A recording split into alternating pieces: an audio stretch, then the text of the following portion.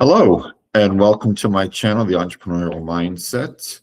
Today is module 3 of my playlist, Influential Intelligence, the education you need to be more influential at work.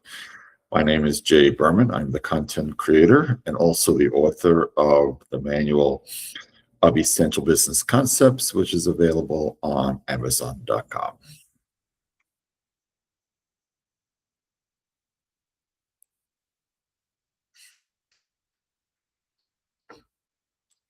So today we're going to talk about job dissatisfaction and why people are leaving their jobs. It's not necessarily money. It's not necessarily the number one reason why people leave their jobs. The number one reason is really what I call colleague conflict, either conflict with your boss or conflict with your coworkers, colleagues. The second reason would be employee safety. You just don't feel safe at work for whatever reason. The work does not provide any kind of mentoring relationships. In other words, the work environment pretty much relies on a sink or swim kind of atmosphere. You either learn the job on your own, or you have colleagues who don't help you. There isn't a mentor to help you.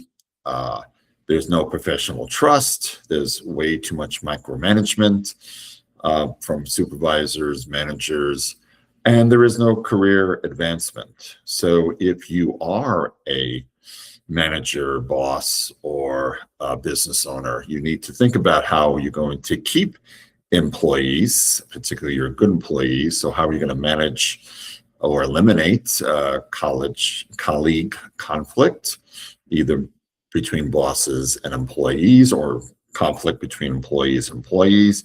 How are you going to make your employees feel safe where they're working?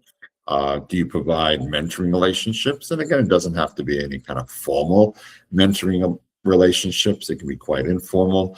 Do you have professional trust, which means providing autonomy for your employees, and also to provide career advancement opportunities? And we're going to discuss each one in greater detail.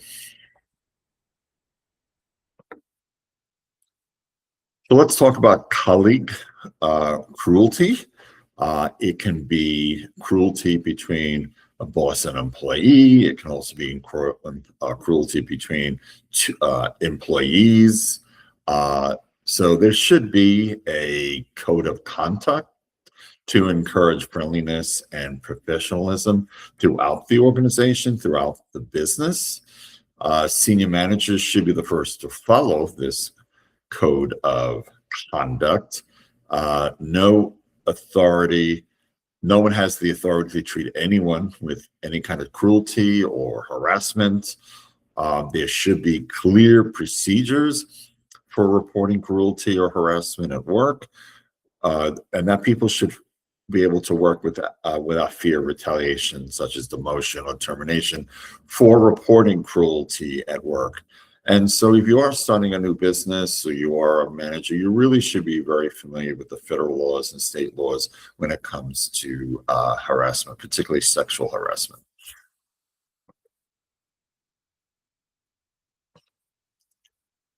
Next one is employee safety. It's a good idea if you're a boss or a manager or a business owner, that you do have safety protocols in which you are observed during materials handling, loading and unloading of supplies, manufacturing. A lot of these safety protocols fall under OSHA regulations, so you should be familiar with OSHA regulations when you're starting a new business or managing an area where materials are being handled, you're loading and unloading supplies, particularly in a manufacturing environment.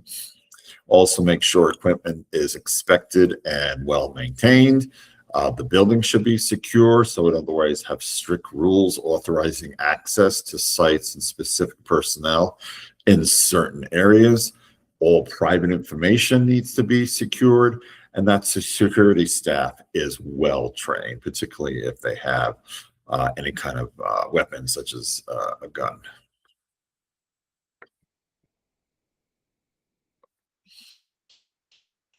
Now, we all know that starting a new job can be very intimidating for new employees because they don't know anybody. They're not familiar with the work environment. They're not familiar with the equipment. Um, they still have a lot of training to do. So it's probably a good idea to assign uh, uh, mentors to acclimate new employees to the business or the organization. It makes it, less intimidating, less fearful. In other words, you want to encourage new employees to ask questions. Asking for help is not a weakness; it's actually a strength. So you want to create that kind of environment where mentors, whether it's formal or informal, don't have the formal program, just something that is built into the organization to welcome new employees so they feel confident so they can do their job. Mentors are highly influential in people's careers. Successful people credit their mentors for their career success. Mentors teach work life and career lessons. And you learn to become a mentor yourself. And being a mentor can be a lot of fun.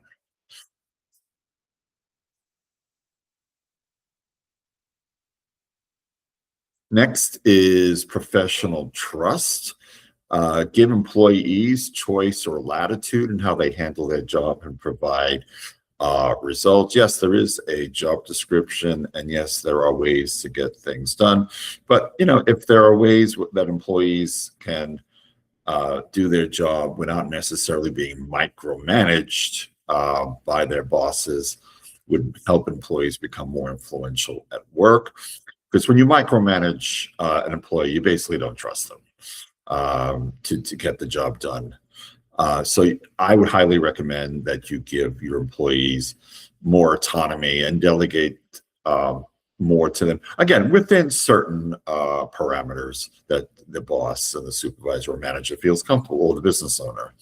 And that it's a good idea to acknowledge or recognize that each employees have unique talents and contributions. And by doing that, it could be something as simple as, the employee of the month.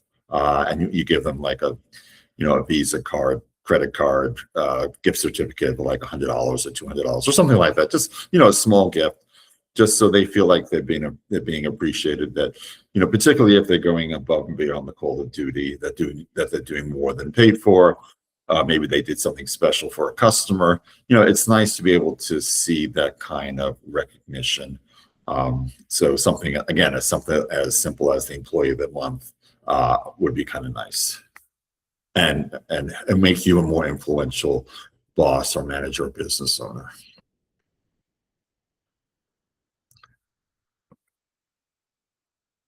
And the last thing is career path and advancement. In other words, you provide your employee with challenging opportunities so they can demonstrate and strengthen their talents, their competence, and maybe develop leadership skills, coaching skills. The job description should be flexible, so provide additional duties, and that there is a clear career path, and that the advancement prerequisites for that career path are pretty much spelled out. So maybe explain why you need a college degree, what licenses that this employee needs, any kind of certifications, maybe provide on-site training, maybe provide online training. You may have tuition reimbursement for people that you feel that if they advance in your company, that they can contribute more, and maybe allow them to attend industry conventions so they can learn more about the industry and what the trends in that industry are, what's happening in that industry in terms of trends, good or bad trends.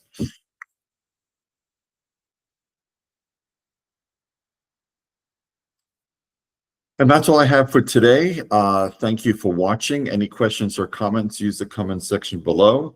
Subscribe to my channel, The Entrepreneurial Mindset, for more content on business education and entrepreneurship. And thank you again.